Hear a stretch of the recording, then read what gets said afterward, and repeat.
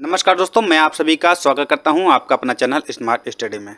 आज हमारा study GK के सीरीज प्रमुख संगठन एवं समितियां चैप्टर है, जो आपके लिए बहुत ही इम्पॉर्टेंट हो जाता है। मैंने इसके पहले 4 चैप्टर करा चुके हैं।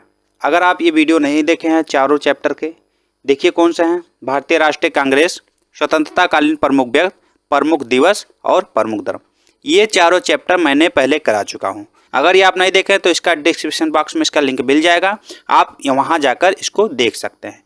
यह आपके लिए बहुत ही इंपॉर्टेंट हो जाता है चारों चैप्टर। ओके, आज का हमारा चैप्टर है प्रमुख संगठन और समितियाँ। ये भी बहुत ही महत्वपूर्ण हो जाता है। तो चलिए स्टार्ट करते हैं, शुरू करते हैं, देखते हैं। देखिए, प्रमुख संगठन एवं समितियाँ क्या है। तत्वबोधिनी सभा के संस्थापक कौन थे? तत्वबोधिनी सभा के संस्थापक कौन थे?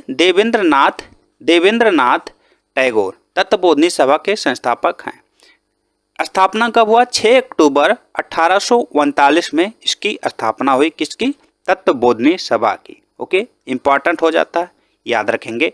आगे देखते हैं, ब्रह्म समाज की स्थापना किसने किया? वेरी इंपॉर्टेंट, या आपके कोई भी एग्जाम हो ये क्वेश्चन बनते ही हैं।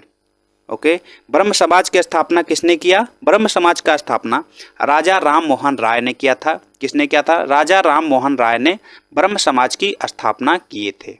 ओके, कब किए थे? 1828 में उन्होंने इस समाज की स्थापना किए थे। अगर आपसे पूछ लिया जाए राजा की उपाधि किसने दिया, तो राजा की उपाधि इनको अकबर सेकंड ने दिया था। राजा की उपाधि इन्हें अकबर सेकंड ने दिया था। ओके, बहुत ही महत्वपूर्ण हो जाता है। आगे देखते हैं, स्वामी दयानंद सरस्वती ने आर्य समाज की स्थापना कब की थी? वेरी इंपॉर्टेंट, आर्य समाज की स्थापना कब की थी? पूछ लिया जाए आर्य समाज के संस्थापक कौन है, वो थे स्वामी दयानंद। आर्य समाज के संस्थापक स्वामी दयानंद थे। और इसकी स्थापना कब हुई? इसकी स्थापना हुई 1875 में। कहाँ हुई थी? मुंबई में हुई थी 1875 में। स्वामी दयानंद का ही एक नारा है, क्या है? वेदों की ओर लौटो का नारा स्वामी दयानंद का ही है। वेरी इंपॉर्टेंट, पूछा जाता है वेदों की ओर लौटो का नारा कौन दिया? स्वामी दयानंद ने ही दिया था। बहुत ही महत्वपूर्ण। आगे देखते हैं, इनका एक पुस्तक भी है। क्या? इनके पुस्तक का नाम सत्यार्थ प्रकाश। सत्यार्थ प्रकाश इन्हीं का पुस्तक का नाम है। सत्यार्थ प्रकाश इनके पुस्तक का नाम है। ये भी इंपॉर्टेंट है, याद रखेंगे, पूछा जाता है आपसे। आगे देखते हैं, सर्वेंट ऑफ इंडिया सोसाइटी के संस्थापक कौन है?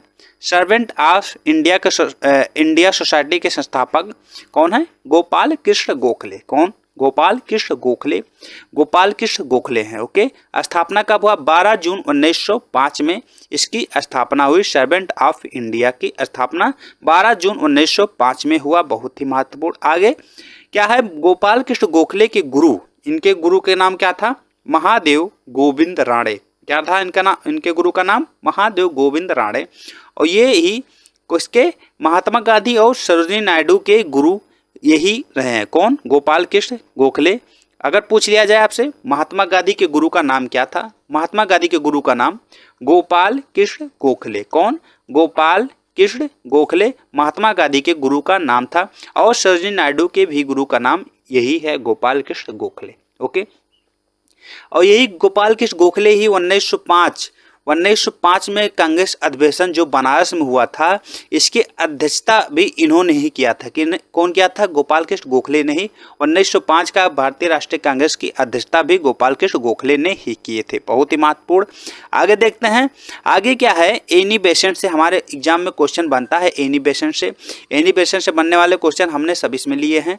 तो देखिए, एनी बेसेंट द्वारा भारतीय महिला संघ की स्थापना कब हुई? कब हुआ था ये? 1917 में भारतीय महिला संघ की स्थापना हुई थी। कब हुई थी? 1917 में। पूछ लिया जाए इनकी एक पत्रिका का नाम है कॉमनवेल्थ। इनकी एक पत्रिका का नाम कॉमनवेल्थ है, इन्हीं की पत्रिका का नाम है। और एनी बेसेंट ही एक ऐसी जो पहली राष्ट्रीय कांग्रेस की अध्यक्षता करने वाली महिला थी। पूछा जाए कि भारतीय राष्ट्रीय कांग्रेस की अध्यक्षता करने वाली पहली महिला कौन थी? कौन थी ये? एनी बेसेंट थी। कौन थी? Annie Besant. अगर यही पूछ लिया जाए कि भारतीय राष्ट्रीय कांग्रेस की प्रथम महिला अध्यक्ष, जो भारतीय प्रथम महिला अध्यक्ष थी, वो कौन थी? वो थी सरोजिनी नायडू। कौन थी? सरोजिनी नायडू थी। लेकिन यहाँ पे पूछा जाए खाली कांग्रेस की महिला अध्यक्ष पहली, तो एनी बेसेंट होगा। बहुत ही महत्वपूर्ण। आगे देखते हैं, आगे क्या है, एशियाटिक सोसाइटी ऑफ बंगाल के संस्थापक कौन है, विलियम जॉन्स। कौन है, William Jones Asiatic Society of Bengal के संस्थापक हैं। 15 जनवरी 1784 में इसकी स्थापना हुई थी। कब हुई थी, 15 जनवरी 1784 में इसकी स्थापना हुई थी। 1784 में ही पिट्स इंडिया एक्ट आया था। 1784 में ही पिट्स इंडिया एक्ट आया था। 15 जनवरी को ही सेना दिवस मनाया जाता है, इसलिए बहुत ही महत्वपूर्ण हो जाता है। 15 जनवरी को सेना दिवस ही मनाया जाता है। आगे देखते हैं, आगे क्या है, ज्योतिबा फुले से भी क्वेश्चन बनते हैं। अगर ज्योतिबा फुले से आपसे पूछ लिया जाए इनके समाज का क्या नाम था, इनके समाज का नाम सत्यशोधक समाज था। क्या, सत्यशोधक समाज। ज्योतिबा फुले, सत्य बोलते बोलते फूल गई, ट्रिक है, याद रखेंगे, सत्य बोलते बोलते फूल गई, इसलिए सत्यशोधक समाज की स्थापना ज्योतिबा फुले थी। ओके, कब किए थे स्थापना इसकी, 24 सितंबर 1873 में इसकी स्थापना हुई थी। किसकी, सत्यशोधक समाज की स्थापना 24 सितंबर 1873 में हुई थी, जो पुणे में हुआ था। आगे देखते हैं, आगे क्या है, आगे है कोलकाता में हिंदू कॉलेज की स्थापना किसने किया था। कोलकाता में हिंदू कॉलेज की स्थापना 1817 में डेविड हेयर ने और राजा राम मोहन राय ने किया था। कौन किया था, राजा राम मोहन राय ने और डेविड हेयर ने कब किया था, 1817 में किया था इसकी स्थापना। आगे देव समाज की स्थापना किसके नेतृत्व में किया गया था, देव समाज की स्थापना किसके नेतृत्व में किया गया था, ये किया गया था शिव नारायण अग्निहोत्री के नेतृत्व में किया गया था। इसकी स्थापना कब हुई थी, इसकी स्थापना 6 फरवरी 1887 में देव समाज की स्थापना हुई थी। ये भी बहुत ही महत्वपूर्ण है। आगे देखते हैं, लैंड होल्डर सोसाइटी के स्थापना, लैंड होल्डर सोसाइटी की स्थापना किसने की थी, लैंड होल्डर सोसाइटी की स्थापना जमींदारी एसोसिएशन 1838 में द्वारका नाथ टैगोर ने किया था। किसने की थी, 1838 में द्वारका नाथ टैगोर ने किया था, जमींदारी एसोसिएशन था। ओके, आगे देखते हैं, आगे है क्या है, आगे क्या है, संस्कृत कॉलेज, वेरी इंपॉर्टेंट, याद रखेंगे क्या कह रहा है। देखिए, संस्कृत कॉलेज की स्थापना कौन किया था, संस्कृत कॉलेज की स्थापना कौन किया था, जोनाथन डंकन ने किया था। संस्कृत कॉलेज की स्थापना कब हुई थी, ये हुआ था 1791 में, 1791 में संस्कृत कॉलेज की स्थापना हुई थी, जो कि वाराणसी में था है। और इसका नाम चेंज कब हुआ, इसका नाम चेंज हुआ, देखिए 1974 में इसका नाम चेंज होकर क्या हो गया, संपूर्णानंद संस्कृत विश्वविद्यालय इसका नाम हो गया है। याद रखेंगे, इसका नाम चेंज होकर क्या हुआ है, संपूर्णानंद संस्कृत विश्वविद्यालय। ये आपसे पूछ सकता है क्वेश्चन। ओके, इसलिए बहुत ही महत्वपूर्ण हो जाता है। आगे क्या है, कोलकाता में मदरसा की स्थापना किसके द्वारा की गई थी, कोलकाता में मदरसा की स्थापना किसके द्वारा की गई थी, ये किया गया था वारेन हेस्टिंग्स के इसी के द्वारा किया गया था। 1781 में किया गया था। कब किया गया था, 1781 में किया गया था। रेगुलेटिंग एक्ट 1773 में गवर्नर जनरल की उपाधि मिली थी, इसे गवर्नर जनरल की उपाधि 1773 रेगुलेटिंग एक्ट में मिला था। ये तीनों आपके लिए बहुत ही महत्वपूर्ण हो जाता है, ये तीनों आपके लिए बहुत ही महत्वपूर्ण हो जाता है, पूछा जाता है, अक्सर एग्जाम में पूछे ही जाते हैं। क्या है देखते हैं, बंगाल के पहले गवर्नर जनरल कौन थे, बंगाल के पहले गवर्नर जनरल वारेन हेस्टिंग थे। कौन थे, वारेन हेस्टिंग बंगाल के पहले गवर्नर जनरल थे। पूछ लिया जाए आपसे भारत का प्रथम गवर्नर जनरल कौन था, अगर वहाँ बंगाल का पूछा जाए तो वारेन हेस्टिंग, और भारत का प्रथम गवर्नर जनरल पूछा जाए तो लॉर्ड विलियम बेंटिक। कौन, विलियम बेंटिक था भारत का प्रथम governor general, William Bentinck. Okay, बहुत ही महत्वपूर्ण। भारत का प्रथम वायसराय कौन था, भारत का प्रथम वायसराय लॉर्ड कैनिंग था। कौन था, लॉर्ड कैनिंग, ये भी इंपॉर्टेंट है। आगे देखते हैं, ये भी पूछा जाता है, सुभाष चंद्र से बनने वाले क्वेश्चन बहुत ही पूछे जाते हैं।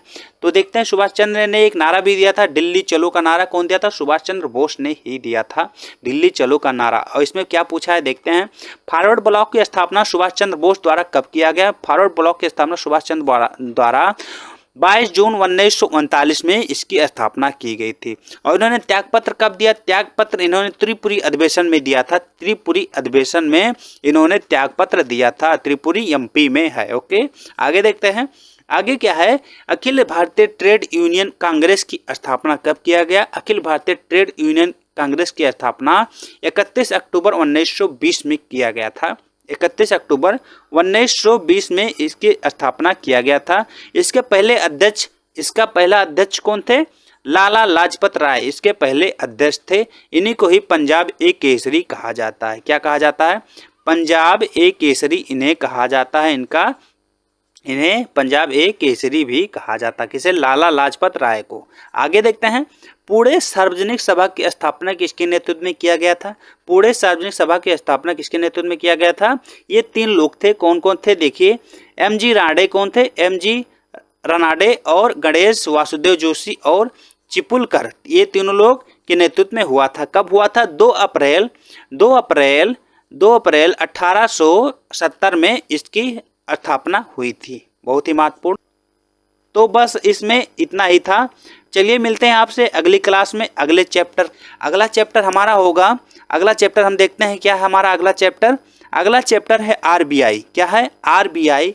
आरबीआई भी बहुत महत्वपूर्ण रोल निभाता है। RBI reserve bank of India पूछ लिया जाता है। इसमें आपके क्वेश्चन बनते हैं, स्टेट बैंक ऑफ इंडिया की स्थापना कब हुई? 14 बैंकों का राष्ट्रीयकरण कब हुआ? आपसे पूछ लिया जाएगा कि नाबार्ड की स्थापना कब हुआ? सेबी की स्थापना कब हुआ? हम आरबीआई से बनने वाले सब क्वेश्चन इस वीडियो में लिए हैं। ओके, तो आपका अगला वीडियो कौन सा होगा? आरबीआई। अगर आप चैनल को सब्सक्राइब नहीं किए हैं, सब्सक्राइब जरूर कर लीजिएगा ताकि आपको आने वाली वीडियो सबसे पहले मिल सके। अपने दोस्तों में भी शेयर जरूर करेंगे। अगर वीडियो अच्छी लगी तो लाइक शेयर सब्सक्राइब जरूर करेंगे। ओके, तो चलिए मिलते हैं आपसे अगली क्लास पे। जय हिंद, जय भारत।